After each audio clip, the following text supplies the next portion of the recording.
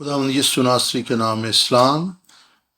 ابراہیم کی زندگی کے سفر پر سلسلہ تعلیم آگے بڑھائیں گے۔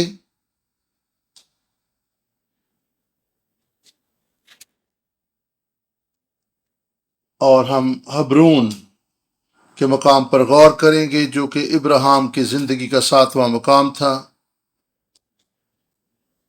یاد رہے کہ ابراہیم نے اپنی زندگی میں 10 مختلف مقامات کا سفر کیا اور حبرون ان میں سے 7واں مقام ہے جہاں پر وہ سفر کر کے گیا اور وہاں پر قیام پذیر ہوا۔ حبرون کے مقام پر خدا دیدنی صورت میں ابراہیم پر ظاہر ہوا۔ تھیوفینی کا مطلب بھی یہی ہے کہ خدا ایسی صورت میں ظاہر ہوا کہ انسانی آنکھ اسے دیکھ سکتی تھی۔ اس سے پہلے کہ خداوند یسوع مسیح اس دنیا میں آتے، کئی ایک مقامات پر پرانے عہد نامہ میں خدا جو ہے اپنے لوگوں پر ظاہر ہوا اور انہوں نے اسے دیکھا۔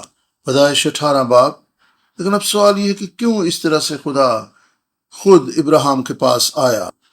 خدا 3 کام کرنے کے لیے ابراہیم کے پاس آیا، اور ان میں سے پہلی چیز جو ہے وہ اسحاق کی پیدائش کی دوبارہ سے تصدیق کرنے کے لیے خدا وہاں پر آیا۔ خدا نے ابراہیم سے اسحاق کا وعدہ کیا تھا، لیکن اس موقع پر خدا اسحاق کی پیدائش کی تصدیق کر رہا ہے۔ اس وقت تک ابراہیم کی عمر 1 برس تھی اور آنے والے سال میں اسحاق کی پیدائش ہونی تھی۔ پیدائش 18 باب 10 آیت اور پھر 14 آیت میں خدا واضح طور پر بتاتا ہے کہ مقررہ وقت میں میں تیرے پاس آؤں گا اور تیری بیوی جو ہے اس کے ہاں بیٹا ہوگا۔ یہاں پر 2 عبرانی اصطلاحات اس حوالہ میں ملتی ہیں، قایت اور حیایا، اور اس کا مطلب ہے موسم بہار، زندگی کا وقت۔ خدا کہہ رہا تھا کہ اگلے سال موسم بہار میں میں تیرے پاس آؤں گا۔ موسم بہار کی عید کون سی ہوتی تھی؟ یہودی کیلنڈر کے مطابق یہ عید فصح تھی، جس کو یہودی اس موسم میں مناتے تھے۔ یہ فصح کی قربانی کرنے کا وقت ہوتا تھا، جس کا خدا یہاں پر ذکر کر رہا تھا کہ میں موسم بہار میں یعنی فصح کی عید کے دوران تیرے پاس آؤں گا اور سارا کے بیٹا ہوگا۔ یہودی دور میں 3 بنیادی عیدیں تھیں۔ ان میں سب سے پہلے عید فصح تھی جو موسم بہار میں ہوتی تھی، اور موسم گرما میں فصل کاٹنے کی عید ہوتی تھی۔ پھر موسم خزاں میں خیموں کی عید ہوتی تھی۔ خدا کہہ رہا تھا کہ موسم بہار کے وقت یعنی عید فصح کے موقع پر سارا کے بیٹا ہوگا۔ شاید ابراہیم اس بات کو سمجھ نہ سکا۔ بس یہ بڑی اہمیت کی حامل بات ہے، کیونکہ یہودی دور میں فصح جو ہے وہ بڑی اہم سمجھی جاتی تھی، اور اس دوران کئی اہم باتیں واقع ہوتی تھیں۔ پہلی عید فصح کے موقع پر کیا ہوا تھا؟ خدا نے بنی اسرائیل کو رہائی بخشی تھی۔ آپ جانتے ہیں کہ بنی اسرائیل ملک مصر میں 400 برس تک غلامی کی حالت میں رہے۔ خدا نے اپنے بندہ موسیٰ کو وہاں پر بھیجا، 10 آفات وہاں پر نازل کی، اور بالآخر فرعون نے ہار مان لی اور بنی اسرائیل کو جانے دیا۔ اور اس وقت آخری آفت جو آئی تھی وہ یہ تھی کہ خدا نے کیا انسان کیا حیوان سبھی پلوٹوں کو مار ڈالا تھا۔ صرف انہی گھرانوں میں موت داخل نہ ہو سکی جن کے دروازے کی چوکھٹوں پر برے کا خون لگا ہوا تھا۔ یہ تھی عید فصح جس میں بنی اسرائیل کو غلامی سے رہائی ملی تھی۔ وہ گویا ایک طرح سے نئے سرے سے پیدا ہو گئے تھے۔ دوسری اہم عید فصح 29 عیسوی میں ہوئی، جب خداوند یسوع مسیح عید فصح کے دن مصلوب ہوا۔ یہ جمعے کا دن تھا، لیکن یہودی کیلنڈر کے مطابق یہ عید فصح کا دن تھا جب خداوند یسوع مسیح نے صلیب پر مصلوب ہو کر بنی نوع انسان کے گناہوں کا کفارہ دیا۔ یسوع ہمارے لیے عید فصح کا برہ بن گیا، بالکل اسی طرح جس طرح بنی اسرائیل جنہوں نے اپنے دروازوں کی چوکھٹوں پر یسوع کا خون لگایا تھا وہ موت سے بچ گئے۔ اگر آج ہم یسوع کے خون کا اطلاق اپنی زندگیوں پر، اپنے دلوں پر کریں تو ہم گناہ سے اور موت سے رہائی پا جائیں گے، اور پھر گناہ کا اور موت کا ہماری زندگی پر کوئی اختیار نہیں رہے گا۔ پہلی عید فصح کے موقع پر بنی اسرائیل نے جنم لیا، یعنی روحانی غلامی سے نکل کر انہوں نے نئی زندگی کا آغاز کیا۔ اور 29ویں عیسوی خداوند یسوع مسیح فسح کے روز جب قربان ہوئے تو کلیسیا نے جنم لیا۔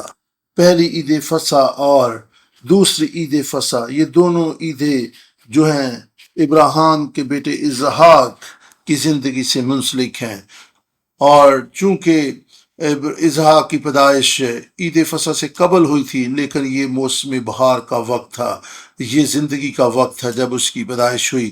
اور دوسری عید فسح جو ہے اس موقع پر جو ہے کلیسیا نے جنم لیا، اور پہلی عید فسح کے موقع پر بنی اسرائیل نے غلامی سے رہائی پائی اور نئی زندگی کا آغاز کیا، گویا وہ نئے سرے سے پیدا ہوئے۔ اسحاق کی پیدائش ہماری زندگیوں میں مسیح کے جنم لینے کی تصویر کشی بھی کرتی ہے۔ لازم ہے کہ مسیح یسوع ہماری زندگیوں میں پیدا ہو، اور ہمارے ایمان کی زندگی کا مقصد کلی بھی یہی ہے۔ اسحاق جو ہے وہ وعدہ کا فرزند ہے، اسی طرح مسیح بھی ہماری زندگیوں میں وعدہ شدہ فرزند ہے۔ مسیح کسی بھی مقام پر ہو، ہمیں اس سے کچھ فرق نہیں پڑتا، اور ہمارا اس ایمان کی زندگی کا اس سے کوئی تعلق نہیں۔ ایمان کی زندگی یہ تقاضا کرتی ہے کہ مسیح ہم میں پیدا ہو، ہمارے دلوں میں مسیح جنم لے، اور ہم میں مسیح کی صورت نظر آئے۔ یہی وعدہ خدا ہم سے کر رہا ہے، ہمیں اس کے لیے دعا کرنی ہے، ہمیں اس کے طالب ہونا ہے کہ مسیح ہم میں پیدا ہو۔ غلطیوں 5 باب اور پہلا باب اور 15 اور 16 آیت کو ہم پڑھیں گے۔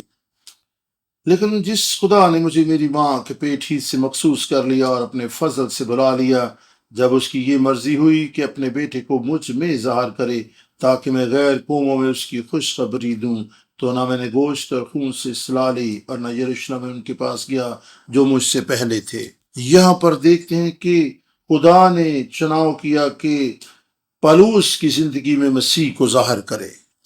جب دمشق کی راہ پر پالوس رسول کی مسیح سے ملاقات ہوئی تو اس نے اس کا نام بھی تبدیل کر دیا، اور اس کی زندگی، اس کا نقطہ نظر سب کچھ بدل کر رہ گیا۔ وہ ساؤل سے پالوس رسول بن گیا، اور یہ ایسے ہی تھا کہ جیسے مسیح اس کی زندگی میں پیدا ہو گیا۔ جب استفنس کو سنسار کیا جا رہا تھا تو پالوس رسول وہاں پر موجود تھا، اور وہ سنسار کرنے والوں کے کپڑوں کی رکھوالی کر رہا تھا۔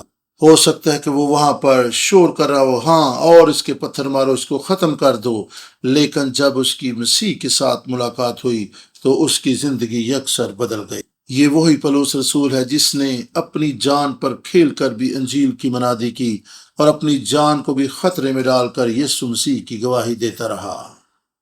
خدا نے پالوس رسول کی زندگی میں مسیح کو ظاہر کیا۔ مسیح یسوع جو ہے وہ پالوس کی زندگی میں پیدا ہوا۔ اس کے بعد غلطیوں 4 باب 19 آیت کو اگر آپ پڑھیں تو خدا کے کلام میں اس طرح سے لکھا ہے، آئے میرے بچوں، تمہاری طرف سے مجھے پھر جلنے کے سے درد لگے ہیں جب تک کہ مسیح تمہیں صورت نہ پکڑ لے۔ یہاں پر پالوس رسول بیان کر رہا ہے کہ وہ اس عورت کی مانند ہے جس کو درد ذی لگا ہو، اور اس کا پیشن یہی ہے کہ مسیح کلیسیا میں پیدا ہو جائے، یعنی کلیسیا مسیح کی صورت پر ڈھلتی اور آگے بڑھتی چلی جائے۔ سادہ لفظوں میں ہم کہہ سکتے ہیں کہ پالوس رسول بڑی جانفشانی سے کام لے رہا ہے کہ کسی طرح سے غلطیوں جو ہیں ان میں اس کلیسیا میں مسیح جو ہے صورت پکڑے، اور مسیح ان کی زندگیوں میں پیدا ہو جائے۔ مسیح یسوع کے دل کی بھی یہی لالسا ہے کہ ہم میں سے ہر ایک کی زندگی میں وہ پیدا ہو جائے، اس کی شبیہ اور صورت ہماری زندگیوں میں نظر آنا شروع ہو جائے۔ میری شخصی طور پر آپ سب کے لیے یہی دعا کہ مسیح آپ سب کی زندگیوں میں پیدا ہو، مسیح آپ سب کی شخصی زندگیوں میں دیکھا اور جانا جائے۔ جب آدم نے گناہ کیا اور آدم اور حوا گناہ میں گر گئے تو خدا نے عورت پر یہ لعنت کی تھی کہ تو درد سے بچے جنے گی۔ یہ وہ لعنت تھی جو زوال کے سبب سے عورت پر آئی۔ روحانی معنوں میں بھی یہ کوئی آسان کام نہیں ہے کہ ہم مسیح کو اپنی زندگی میں پیدا کر سکیں۔ پیدائش کا مرحلہ درد اور تکلیف کا ہوتا ہے، اور ہمیں بھی درد اور تکلیف اور دکھوں میں سے گزر کر ہی مسیح کو اپنی زندگی میں پیدا کرنا ہو۔ جب درد میں مبتلا عورت کے ہاں بچہ پیدا ہو جاتا ہے تو پھر وہ اس درد کو بھول جاتی ہے۔ ہم مسیحی زندگی میں جانفشانی کرتے ہیں، دکھوں سے گزرتے ہیں، اور گناہ اور راست بازی کے درمیان لگی کشمکش سے دوچار ہوتے ہیں، لیکن جب مسیح ہم میں صورت پکڑ لیتا ہے تو پھر ہم ہر طرح کے دکھ درد کو بھول جاتے ہیں۔ غلطیوں 2 باب میں خدا کا بندہ پرلوس رسول بیان کرتا ہے، غلطیوں 2 باب 20ویں آیت میں بیان کرتا ہے، میں مسیح کے ساتھ مصلوب ہوا اور اب میں زندہ نہ رہا بلکہ مسیح مجھ میں زندہ ہے۔ پرلوس رسول کے یہ ایمان کا اقرار تھا۔ حبرون کے مقام پر خداوند ابراہیم پر ظاہر ہوا تاکہ وہ اس کو اسحاق کی پیدائش کی تصدیق کر سکے، اور یہی کچھ ہے جو خدا چاہتا ہے کہ ہماری زندگیوں میں ظہور پذیر ہو۔ یہاں پہ ایک اور بات جس پر ہم غور کریں گے کہ خدا نے ابراہیم کو چناؤ کیسے کیا، اس کے لیے پیدائش 18 باب 19ویں آیت کو ہم دیکھیں گے۔ پیدائش 18 باب 19ویں آیت، کیونکہ میں جانتا ہوں کہ اپنے بیٹوں اور گھرانے کو جو اس کے پیچھے رہ جائیں گے وصیت کرے گا کہ وہ خداوند کی راہ میں قائم رہ کر عدل اور انصاف کریں، تاکہ جو کچھ خدا نے ابراہیم کے حق میں فرمایا ہے اسے پورا کرے۔ یہاں پر دیکھیں کہ خدا ابراہیم سے توقع کر رہا ہے کہ وہ اپنی آنے والی نسلوں کو اس کی راہوں کی تعلیم دے۔ خدا توقع کر رہا تھا کہ ابراہیم اپنی اولاد کو خدا کا کلام اور اس کی راہوں کی تعلیم دے، اور اس کے پیچھے مقصد یہی تھا کہ خدا ابراہیم کی نسل کو برکت دے۔ یہی وجہ کہ خدا نے ابراہیم کو چنا تھا۔ یسایہ 4 باب اور اس کے 8 سے 10 آیت کو ہم پڑھیں گے۔ یسایہ 41 باب 8 سے 10 آیت، خدا بنی اسرائیل سے کہہ رہا کہ میں نے تمہیں اس لیے چن لیا کہ تم ابراہیم کی نسل ہو جو میرا دوست تھا، اگرچہ تم ابراہیم کی طرح اچھے نہیں ہو، اس کی طرح میری راہوں پر نہیں چلتے، لیکن پھر بھی میں تمہارے ساتھ ہوں گا، تمہیں برکت دوں گا کیونکہ تم میرے دوست کی نسل ہو۔ ابراہیم تمام ایمانداروں کے لیے باعث برکت۔ خواہ ہمارا ایمان ابراہیم کے لیول کا نہ بھی ہو تو بھی ہم روحانی طور پر خدا یسوع مسیح پر ایمان رکھنے کے وسیلہ سے ابراہیم کی نسل ٹھہرتے ہیں۔ یہ کس قدر باعث برکت اور خوبصورت بات ہے کہ ہم روحانی طور پر ابراہیم کی نسل ہیں۔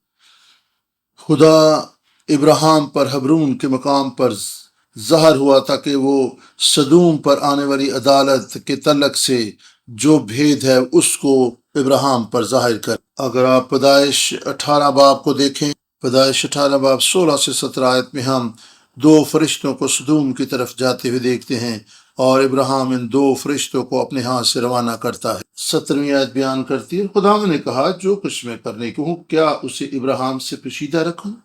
آپ جانتے کہ ابراہیم خدا کا دوست تھا۔ ابراہیم کو خدا کا دوست ہونے کا شرف حاصل ہوا اور وہ خدا کا دوست ہے۔ اور آپ جانتے ہیں کہ اس دنیا میں جو دوست ہوتے ہیں وہ ایک دوسرے سے اپنے دل کی باتیں کرتے ہیں، ان میں راز و نیاز پایا جاتا ہے۔ آج اس دنیا میں ایسا نہیں ہے، ہر شخص جو ہے دوسرے کو قابل بھروسہ نہیں سمجھتا، اور آج لوگ جو ہیں اپنے راز کی باتیں، شخصی باتیں دوسروں کو نہیں بتاتے، چونکہ خدا دلوں کے بھید جانتا ہے، وہ جانتا ہے کہ کس پر اس نے بھروسہ کرنا ہے۔ اور پیدائش 18 باب 16 آیت میں ہم دیکھتے کہ خدا نے کہا کہ کیا جو کچھ میں کرنے کو ہوں اسے ابراہیم سے پوشیدہ رکھوں۔ خدا سدوم اور عمورہ کو نیست نبود کرنے والا تھا، اور سدوم اور عمورہ کی عدالت کرنے سے پہلے خدا نے یہ سب کچھ ابراہیم کو بتایا۔ سدوم اور عمورہ کی عدالت اس بڑی عدالت اور اس بڑے یوم حساب کو بیان کرتی ہے جو اخیر زمانہ میں آئے گا۔ چونکہ ہم ابراہیم کی نسل ہیں، اس لیے خدا ہمیں قبل از وقت سب کچھ بتا رہا ہے، ہم پہ ظاہر کر رہا ہے، تاکہ ہم اس آخری عدالت کے لیے اپنے آپ کو تیار کریں اور دوسروں کو بھی خدا کے قہر و غضب سے بچانے کے لیے جانفشانی سے کام کرتے رہیں۔ حتیٰ کہ یہ بھی لکھا ہوا ہے کہ لوط جو سدوم میں رہتا تھا، ابراہیم کے سبب سے اس کی جان بچ گئی۔ آپ کے خیال میں خدا کیوں ابراہیم کو سدوم اور عمورہ کی عدالت کے بارے میں بتا رہا تھا؟ خدا اس لیے بھی سب کچھ ابراہیم کو بتا رہا تھا تاکہ ابراہیم ان کے لیے شفاعت کر سکے، ان کے لیے رکھنے میں کھڑا ہو سکے۔ جب ابراہیم نے سدوم اور عمورہ پر آنے والی عدالت کے بارے میں سنا تو اسے فوراً اپنے بھتیجے لوط کا خیال آیا۔ اس نے خدا سے دعا کرنا شروع کر دی اور شفاعت کے رکھنے میں کھڑا ہو گیا۔ آئیں سدوم پر آنے والی عدالت کے بارے میں غور کریں۔ سب سے پہلی بات یہ ہے کہ یہاں پر خدا زمین پر اتر آیا ہے۔ سدوم اور امورا کی بدی اس قدر بڑھ گئی تھی کہ خدا خود نیچے اتر آیا اور اس کا قہر سدوم اور امورا پر بھڑکا اور اس نے ان کی عدالت کرنے کا فیصلہ کیا اور وہ زمین پر خود آ گیا۔ خدا از خود نیچے اتر آیا تاکہ وہ دیکھے کہ جو کچھ اس نے سنا ہے کیا واقعی سب کچھ ویسے ہے۔ ہم 18ویں باب کی 21ویں اور 22ویں آیت کو ہم پڑھیں گے۔ اس لیے میں اب جا کر دیکھوں گا کہ کیا انہوں نے سراسر ویسا ہی کیا ہے جیسا شور میرے کان تک پہنچا ہے، اور اگر نہیں تو کیا میں معلوم کر لوں گا۔ خدا از خود زمین پر اترا کہ جو کچھ اس نے سنا ہے کیا انہوں نے ویسا ہی کیا ہے، اور خدا نے کہا اگر نہیں کیا تو پھر میں معلوم کر لوں گا۔ خدا نیچے اترا تاکہ اگر انہوں نے ویسا ہی کیا ہے جیسا اس نے سنا ہے تو وہ ان کی عدالت کرے گا۔ بائبل مقدس میں ہم دیکھتے ہیں کہ کس طریقے سے خدا نے لوگوں کی عدالت کی۔ پیدائش 11 باب 7 آیت میں بھی ہم دیکھتے ہیں کہ خدا نے اس وقت لوگوں کی عدالت کی جب وہ بابل کا برج بنانے میں محو تھے۔ وہاں پر بھی ہم دیکھتے ہیں کہ خدا از خود نیچے اتر آیا اور اس نے ان تمام لوگوں کو روئے زمین پر پراگندہ کر دیا۔ ملک مصر میں بھی جب بنی اسرائیل غلامی میں مصریوں کے ہاتھوں دکھ اٹھا رہے تھے تو خروج 3 باب 8 آیت میں لکھا ہے کہ خدا خود جو ہے وہ نیچے اترا تاکہ ان کے دکھوں کو دیکھ سکے اور ان کا جائزہ لے سکے۔ اخیر زمانہ میں بھی ایسا ہوگا کہ خدا خود نیچے اتر آئے گا اور بے دین لوگوں کے کام اور کلام کو جانچے گا۔ اگر آپ سدوم، بابل اور مصر کو مکاشفہ 11 باب 8 آیت کی روشنی میں دیکھیں تو خدا کا کلام بیان کرتا ہے کہ یہ وہ مقام ہے جہاں پر مسیح کو مصلوب کیا گیا تھا۔ لیکن ہم دیکھتے ہیں کہ مسیح یسوع کو تو یروشلم میں مصلوب کیا گیا تھا۔ روحانی معنوں میں سدوم، بابل اور مصر اس بدکار دنیا کی تصویر ہیں جنہوں نے ہمارے خداوند یسوع مسیح کو مصلوب کر دیا تھا۔ مکاشفہ 1 باب 7ویں آیت میں لکھا ہے کہ جب خداوند یسوع مسیح دوبارہ اس دنیا میں آئے گا تو ہر ایک آنکھ اسے دیکھے گی، حتیٰ وہ بھی اسے دیکھیں گے جنہوں نے اس کو چھیدا تھا۔ خداوند یسوع مسیح 2023 سال پہلے مصلوب ہوا اور مر گیا، لیکن آج بھی بہت سے ایسے لوگ ہیں جو آج بھی خداوند یسوع مسیح کو مصلوب کر رہے ہیں، آج بھی اس کو دکھ دے رہے ہیں۔ یہ کون سے لوگ ہیں جو یسوع کو چھید رہے ہیں؟ یوحنا 8 باب 37 آیت کے مطابق یہ وہ لوگ ہیں جو خدا کے کلام کو قبول نہیں کرتے اور نافرمانی میں زندگی بسر کرتے ہیں۔ یہ وہی لوگ ہیں جو آج بھی یسوع کو مارنے کے لیے، اس کو چھیدنے کے لیے انتظام کرتے رہتے۔ یوحنا 1 باب 1 آیت کے مطابق یسوع کون ہے؟ یسوع کلام ہے، اور یوحنا 1 باب 14 آیت میں لکھا ہے کلام مجسم ہوا اور ہمارے درمیان رہا۔ یسوع کی پہچان خدا کا کلام ہی ہے، اور جب آپ خدا کے کلام کو اپنی زندگی میں قبول کرتے ہیں تو اس کا مطلب ہے کہ آپ اپنی زندگی میں یسوع کو قبول کر رہے ہیں، اور اس کا مطلب ہے کہ اگر آپ یسوع کو قبول نہیں کر رہے تو آپ خدا کے کلام کو قبول نہیں کر رہے تو آپ یسوع کو رد کر رہے ہیں۔ آپ آج بھی نافرمانی میں زندگی بسر کرتے ہوئے یسوع کو چھید رہے ہیں اور اس کو مصلوب کر رہے ہیں۔ تاریخ میں گزرے سالوں کی طرح اخیر زمانہ میں بھی بے اعتقادی اور بے ایمانی کا دور دورہ ہوگا۔ لوگ ایمان کی وجہ تو رکھیں گے لیکن کلام کے اثر کو قبول نہ کریں گے، حقیقی معنوں میں مسیح اور اس کے کلام کو ایمان سے قبول کر کے اس کے مطابق زندگی بسر نہیں کریں گے۔ خدا نے سدوم کی عدالت وہاں پر حرام کاری اور زنا کاری کی وجہ سے بھی کی، کیونکہ وہاں کے لوگ حرام کاری میں پڑ چکے تھے اور ان کی روشیں اور راہیں خدا کے کلام کے خلاف تھیں۔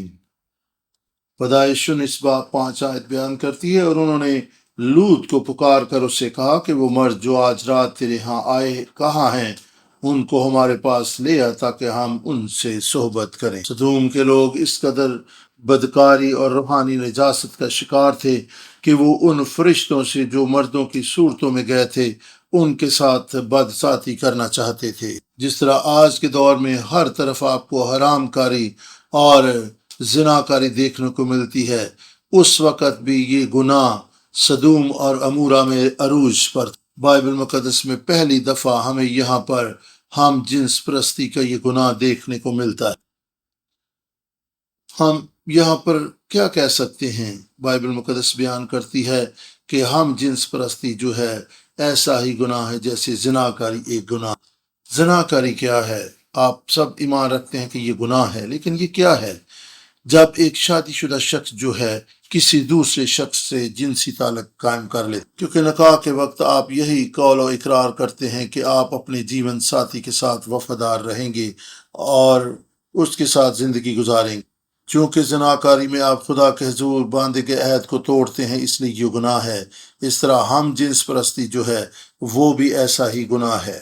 یہ اس معاہدے کی خلاف ورزی ہے جو خدا کے حضور ہم کرتے ہیں، اور یہ عہد اور یہ ازدواج خدا کی طرف سے قائم ہے۔ اور جب ہم جنس پرستی کرتے ہیں یا کسی کے ساتھ زنا کرتے ہیں تو یہ خدا کے بنائے گئے قاعدے اور قانون کی خلاف ورزی ہے۔ خدا نے تو مرد اور عورت کو ازدواجی رشتے میں باندھا تھا۔ اس سے ہٹ کر جو کچھ بھی ہے، جو کوئی بھی طریقہ کار اختیار کیا جائے، یہ بالکل غلط ہے اور خدا کے آئین اور احکام کے خلاف ورزی ہے۔ چونکہ یہ خدا کے عہد و احکام کی خلاف ورزی ہے، اس لیے یہ گناہ ہے۔ زناکاری اگر گناہ ہے تو ہم جنس پرستی بھی ویسا ہی گناہ ہے، کیونکہ آپ خدا کے آئین و احکام کی مخالفت کرتے ہیں، اس کو رد کرتے ہیں، اس لیے یہ گناہ ہے۔ یہی وجہ کہ خدا نے سدوم اور عمورہ کی عدالت کی۔ دوسرا پطرس دوسرا باب 7 اور 8 آیت کو دیکھ۔ دوسرا پطرس دوسرا باب 7 اور 8 آیت خدا کے کلام میں بیان کرتی ہے، اور راست باز لوط کو جو بے دینوں کے ناپاک چال چلن سے دکھ تھا رہائی بخشی، چنانچہ وہ راست باز ان میں رہ کر اور ان کے بے شرع کاموں کو دیکھ کر اور سن کر گویا ہر روز اپنے سچے دل کو شکنجا میں کھینچتا تھا۔ سدوم اور عمورہ کی جو واقعہ ہے ہمیں یاد دلاتا ہے کہ آج ہم کس دور میں رہ رہے ہیں۔ آج کی دنیا سدوم اور عمورہ سے کم نہیں ہے۔ یہ واقعہ آج ہمیں یاد دلاتا ہے کہ ہم اخیر زمانہ کی طرف بڑھ رہے ہیں، کیونکہ آج سدوم عمورہ کی طرح اور نوح کے دور کی طرح لوگ زنا، بدکاری اور ناراستی اور نجس کاموں میں پڑے ہوئے ہیں۔ اس کا مطلب یہ ہے کہ خدا بہت جلد اس دنیا کی عدالت کرنے والا ہے، اور ہمیں اس آخری عدالت کے لیے خود کو تیار کرنا ہوگا۔ سدوم اور عمورہ کی جو عدالت ہے وہ اخیر زمانہ میں آنے والی عدالت کی تصویر کشی کرتی ہے۔ یہاں پر ہم سدوم کے لوگوں کی خصلتوں کو بھی دیکھتے ہیں۔ پیدائش 19 باب اور 14 آیت کو دیکھیں کہ انہوں نے لوط کی باتوں کے لیے کیسا رد عمل ظاہر کیا۔ پیدائش 19 باب اور 14 آیت میں خدا کا کلام اس طرح سے بیان کرتا ہے۔ ان کا رد عمل ہمیں یہاں پر دیکھنے کو ملتا ہے۔ پیدائش 19 باب اور 14 آیت میں خدا کے کلام میں اس طرح سے لکھا ہے، تب لوط نے باہر جا کر اپنے دامادوں سے جنہوں نے اس کی بیٹیاں بیائی تھی باتیں کی، اور کہا کہ اٹھو اور اس مقام سے نکلو، کیونکہ خداوند اس شہر کو نیست کرے گا۔ لیکن وہ اپنے دامادوں کی نظر میں مضحک سا معلوم ہوا۔ جب لوط کے دامادوں نے اپنے سسر لوط کی باتیں سنی تو وہ اس کی باتوں کو سن کر ہنسنے لگے اور اس کا مذاق اڑایا، اور انہوں نے اسے کہا آپ کیسی باتیں کر رہے ہیں، آپ سنجیدہ نہیں ہیں، یہ تو مذاق آپ کر رہے ہیں ہم سے۔ جب لوط نے انہیں آنے والی عدالت کے تعلق سے خبردار کیا تو انہوں نے یہی سمجھا کہ وہ ان سے مذاق کر رہا ہے۔ آج بھی خدا کے خدام جب باہر نکلتے ہیں بشارت کا کام کرتے ہیں، اور آنے والے دور میں جو عدالت اس دنیا پر آنے والی ہے جب اس کے تعلق سے بتایا جاتا ہے تو ان کا تمسخر اڑایا جاتا ہے۔ لوگ ان کی باتوں کو سنجیدگی سے نہیں لیتے۔ لوگ آج بھی کہتے ہیں کہ آپ ان باتوں کے تعلق سے سنجیدہ ہیں، یہ کیسی باتیں کر رہے ہیں؟ حتیٰ کہ لوط کے داماد بھی اس کی باتوں کو سن کر اس کا مذاق اڑا رہے تھے اور ان کو سنجیدگی سے قبول نہیں کر رہے تھے، اس لیے وہ اس کی باتیں سن کر اس پر ایمان نہ لائے اور وہ وہاں سے نہ گئے، بلکہ وہ وہیں رہ گئے۔ یہاں پر آپ دیکھ سکتے ہیں کہ لوط نے اپنے دامادوں، اپنے رشتہ داروں کو اور محلے داروں کو جا کر خدا کی عدالت کے بارے میں بتایا تھا جو اس پر آنے والی تھی، لیکن کوئی بھی اس کی باتوں کو ماننے کے لیے تیار نہیں تھا۔ کوئی بھی ان باتوں کو سنجیدگی سے نہیں لے رہا تھا، بلکہ وہ لوط کی باتیں سن کر اس کا مذاق اڑا رہے تھے اور اس کی باتیں سن کر ہنس رہے تھے۔ آج کی دنیا کے لوگوں کا بھی خدا کے کلام کو سن کر کچھ ایسا ہی رد عمل ہوتا ہے۔ خدا کے کلام میں لکھا ہوا ہے کہ بلائے ہوئے تو بہت ہیں لیکن برگزیدہ تھوڑے ہیں۔ متی 22 باب اور 14 آیت یہ بیان کرتی ہے۔ لوط نے بہت سے لوگوں کو بتایا، گھر گھر جا کر اس نے دروازہ کھٹکھٹایا ہوگا کہ اس دنیا کی عدالت ہونے والی ہے، سدوم اور عمورہ پر آگ نازل ہونے والی ہے، خدا ان شہروں کی عدالت کرنے والا ہے۔ آج کے زمانے میں آپ دیکھ سکتے ہیں کہ اگر اس کے پاس سیل فون تھا تو اس نے کئی لوگوں کو میسج کیے ہوں گے، کئی لوگوں کو واٹس ایپ پہ رابطہ کیا ہوگا، اور کئی لوگوں کو گروپس میں بھی اس نے یہ بات شیئر کی ہوگی، لیکن سب لوگوں نے اس کا مذاق اڑایا، اس کی باتوں کو سنجیدگی سے نہ لیا، اور وہ وہیں رہ گئے اور اس کی باتیں سن کر وہاں سے نہ نکلے۔ یہی بات ہے کہ بلائے ہوئے تو بہت ہیں لیکن برگزیدہ تھوڑے ہیں۔ بہت سے لوگوں کو بتایا گیا اس عدالت کے بارے میں، لیکن صرف 4 لوگ جو ہیں وہ ایمان لائے اور وہاں سے نکلے، اور ان میں سے بھی ایک راہ میں رہ گیا، یعنی لوط کی بیوی جو وہاں پر نمک استون بن گئی تھی، اور صرف 3 جانیں وہاں اس سدوم اور عمورہ کے علاقوں سے بچ سکی۔ بلائے ہوئے تو بہت ہیں لیکن برگزیدہ تھوڑے ہیں۔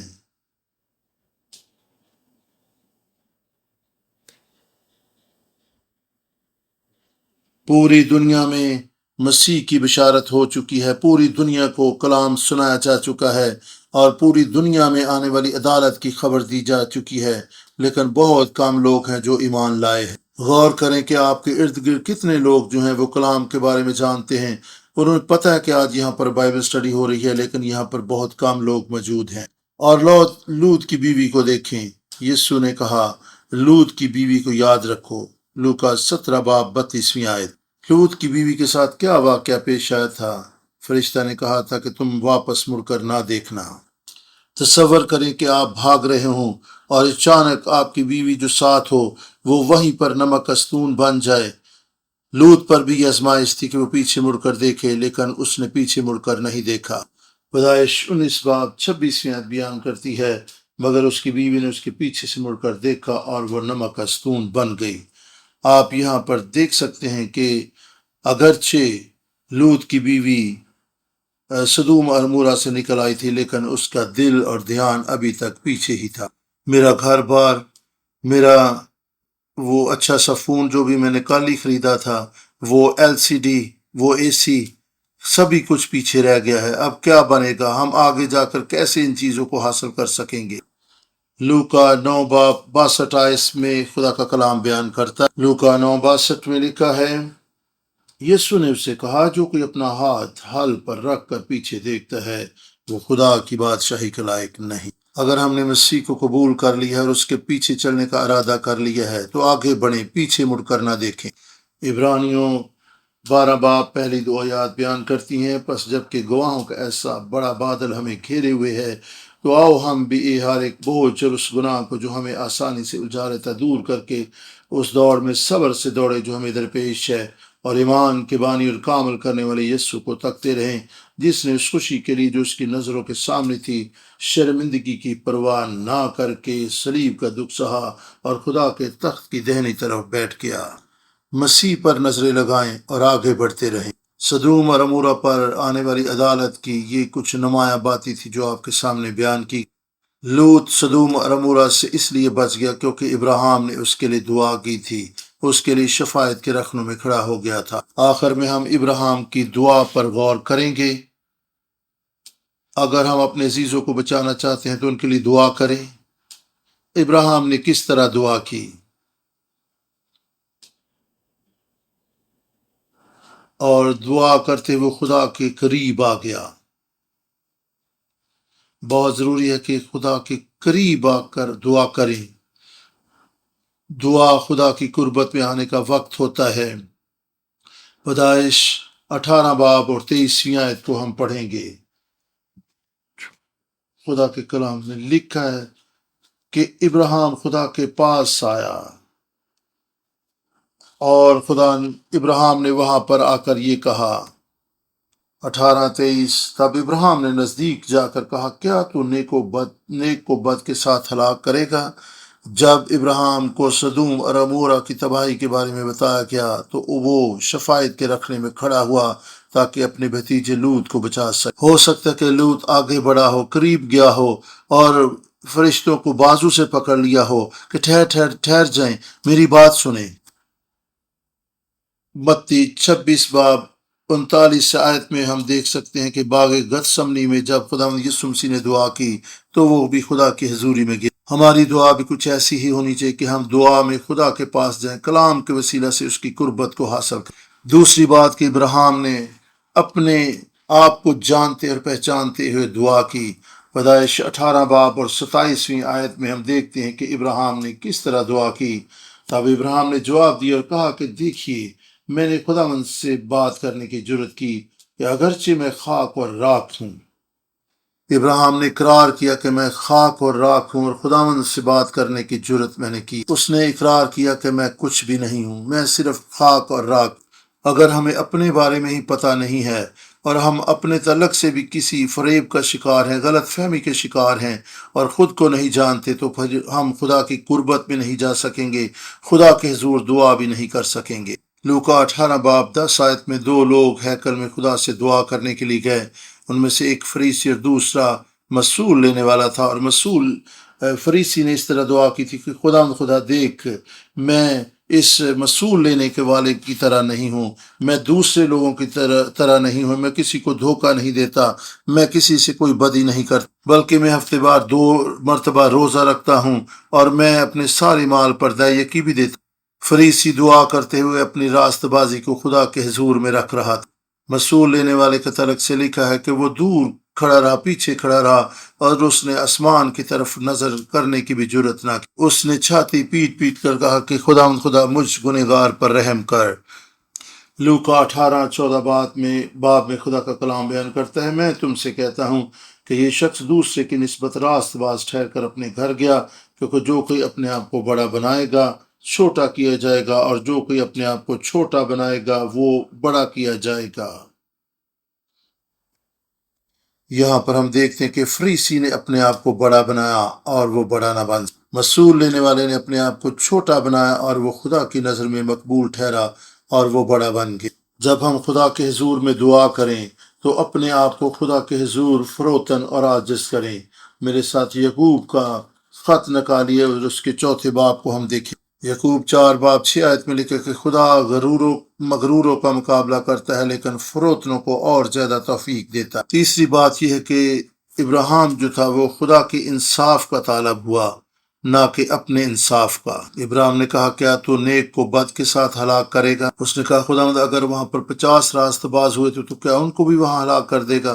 اگر وہاں پر 40 ہوئے تو کیا ان کو بھی ہلاک کر دے گا؟ اور اس طرح اس نے کہا 30 20 یہاں کہ 10 بھی ہوں گے تو کیا تو ان نیکوں کو بدوں کے ساتھ ہلاک کرے گا؟ پیدائش 18 باب کا 25ویں آیت کا آخری حصہ بیان کرتا ہے، کیا تمام دنیا کا انصاف کرنے والا انصاف نہ کرے گا؟ یہاں پر ابراہیم خدا کے رحم و ترس اور انصاف کی بنیاد پر خدا سے کچھ مانگ رہا تھا۔ وہ کہہ رہا تھا کہ خداوند اپنے انصاف اور عدل کے تقاضوں کے مطابق میرے بھتیجے لوط کو خداوند بچا، اس پر رحم اور ترس کا۔ ابراہیم نے کہا کہ خداوند اگر 10 بھی وہاں پر ہوئے تو ان کی خاطر بھی وہاں پر رحم کرنا، ترس کرنا۔ خدا نے کہا کہ ٹھیک ہے، اگر مجھے وہاں پر 10 مل گئے تو میں اس شہر کو برباد نہیں کروں گا۔ یہ 10 کیوں؟ ابراہیم میاں بیوی اور پھر ان کی بیٹیاں اور پھر ان کے لوط کے دماد اور پھر ان کے والدین، یہ کل 10 لوگ تھے، اور ابراہیم نے سوچا کہ کم از کم لوط ان لوگوں کو تو آنے والی عدالت کے بارے میں بتائے گا تاکہ وہ بھی بچ جائیں۔ اس نے انہیں یقیناً سب کچھ بتایا ہوگا، لیکن کوئی بھی اس کی باتوں پر ایمان نہ لایا اور وہ وہاں سے نکل نہ سکے اور بچ نہ سکے۔ خدا کے انصاف کے طالب ہوں، نہ کہ اپنے جواز خدا کے سامنے رکھیں۔ دعا خدا کو اپنی مرضی منوانے کا نام نہیں، بلکہ اپنی مرضی خدا کے تابع کرنے کا نام ہے، اور ابراہیم نے ایسا ہی کیا۔ اور چوتھے نمبر پر یہ ہے کہ ابراہیم اپنی دعا میں ثابت قدم رہا، وہ پیچھے نہ ہٹ۔ ابراہیم خدا کے ساتھ بات چیت کرتا رہا، 50 40 30 20 اور 10، اور جب اس نے 10 کہا تو ابراہیم نے کہا ہاں میری دعا کا جواب مل گیا ہے، کیونکہ خدا نے کہا ٹھیک ہے، اگر مجھے 10 ملے تو میں اس شہر کو چھوڑ دوں گا۔ لوکا 18 باب میں ہمیں ملتا ہے کہ ہمیں کس طریقے سے دعا کرنی چاہیے۔ لوکا 18 باب میں پھر اس نے یہاں پہ ہم پڑھتے ہیں خدا کے کلام کہ ایک بیوہ تھی، اس کی مثال خدا یسوع مسیح نے دی کہ کس طریقے سے وہ انصاف چاہتی تھی اور وہ قاضی کے پاس جاتی تھی اور وہ اس کی بات نہیں سنتا تھا، لیکن وہ ثابت قدم رہی اور بالآخر اس قاضی کو اس کی درخواست کے مطابق کرنا پڑا۔ ہم دیکھتے ہیں کہ اس قاضی کے پاس بار بار جانے کے سبب سے اس بیوہ کی سنی گئی، کیونکہ وہ ثابت قدم اور قائم رہی۔ لوکا 18 باب اور 7ویں اور 8ویں آیت میں لکھا ہے، بس کیا خدا اپنے برگزیدوں کا انصاف نہ کرے گا جو رات دن اس سے فریاد کرتے ہیں، اور کیا وہ ان کے بارے میں دیر کرے گا؟ میں تم سے کہتا ہوں کہ وہ جلد ان کا انصاف کرے گا۔ تو بھی جب ابن آدم آئے گا تو کیا زمین پر انصاف پائے گا؟ آمین۔ یہاں پر دیکھیں کہ خدا کہہ رہا ہے کہ جو لوگ اس سے دن رات فریاد کرتے ہیں، یعنی جو دعا میں ثابت قدم رہتے ہیں، خدا ان کا انصاف کرتا ہے۔ لوکا 11 باب 8 سے 10 آیت کو ہم خدا کے کلام میں سے پڑھیں گے۔ خدا کے کلام میں لوکا 11 باب اور 8 سے 10 آیت میں اس طرح سے لکھا ہے، میں تم سے کہتا ہوں کہ اگرچہ وہ اس سبب سے کہ اس کا دوست ہے اٹھ کر اسے نہ دے، تو بھی اس کی بے حیائی کے سبب سے اٹھ کر جتنی درکار ہے اسے دے گا۔ 9ویں آیت، پس میں تم سے کہتا ہوں مانگو تو تم کو دیا جائے گا، ڈھونڈو تو پاؤ گے، دروازہ کھٹکھٹاؤ تو تمہارے واسطے کھولا جائے گا، کیونکہ جو کوئی مانگتا ہے اسے ملتا ہے، اور جو ڈھونڈتا ہے وہ پاتا ہے، جو کھٹکھٹاتا ہے اس کے واسطے کھولا جائے گا۔ آمین۔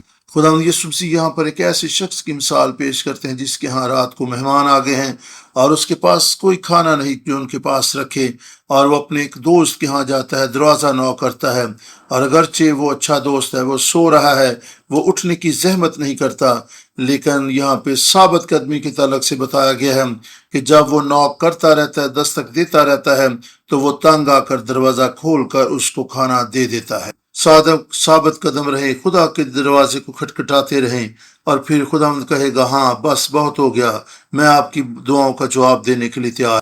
میری دعا ہے کہ ہم سب ابراہیم کی طرف ثابت قدمی سے دعا کرنے والے بنیں، اور ہماری دعاؤں کے وسیلہ سے خدا ہمارے عزیز و اقارب کو آنے والی عدالت سے بچا لے۔ یاد رکھیں لوط ابراہیم کی دعا کے وسیلہ سے بچ گیا تھا۔ آج ہم نے دو موضوعات پر بات کی ہے، اسحاق کی پیدائش اور سدوم اور عمورہ کی عدالت۔ مسیح ہم میں پیدا ہونا چاہیے، اور اس دنیا پر جو عدالت آنے والی ہے اس کے تعلق سے بھی ہوشیار، خبردار اور بیدار رہیں۔ آئیں ابراہیم کی طرح دعا کرنے والے بن جائیں اور اس عدالت کے لیے خود کو تیار کریں جو اس دنیا پر آنے والی ہے۔ آئیں دعا میں اپنے سروں کو خدا کے حضور جھکائیں۔ آسمانی باپ، ہم تیری شکر گزاری کرتے ہیں اس تعلیم کے لیے جو ہم نے ابراہیم کی زندگی سے حاصل کی ہے، آنے والی عدالت کے بارے میں جو کچھ سیکھا ہے، فضل بخش دے کہ ہم بھی دعا کرنے میں ثابت قدم رہیں، قائم رہیں، اپنے عزیز و اقارب اور اپنے گھرانوں کو خدا اپنی دعاؤں کے وسیلہ سے بچانے والے بن سکیں۔ خدا تیرا شکر ہو آج کے موقع کے لیے۔ او مسیح ہم میں صورت پکڑے، مسیح ہم میں پیدا ہو جائے۔ او خدا مسیح ہماری زندگیوں سے جانا اور پہچانا جائے۔ جب ہم اس دنیا میں روزمرہ کے کام کرتے ہیں، ہم مسیح کی گواہی دینے والے بنے اور مسیح کے نام کو سر بلند کرنے والے بنے۔ خدا آج کی ساری برکت کے لیے، تیرے کلام کے لیے تیرا شکر کرتے ہیں، یسوع ناصری کے نام سے، آمین۔